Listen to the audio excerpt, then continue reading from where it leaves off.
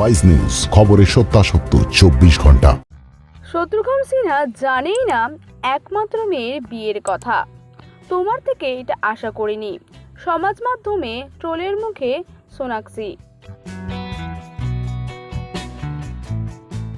ব্যক্তিগত জীবন নিয়ে কয়েকদিন ধরেই শিরোনামে রয়েছে সোনাক্ষী সিনহা।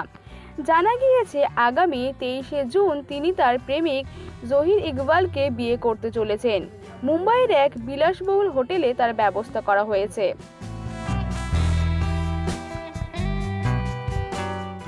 বিয়ের দিন রেজিস্ট্রি করবেন সোনাক্ষী ও জহির। এই দম্পতি এখনো বিয়ের খবর অফিসিয়াল করেননি। তবে তাদের বিয়ের কার্ড ভাইরাল সোশ্যাল মিডিয়ায়। এই বিষয়ে সোনাক্ষীর বাবা শত্রুঘ্ন সিনহাকে প্রশ্ন করা হলে তিনি বলেন তিনি এই বিষয়ে কিছু জানেন না।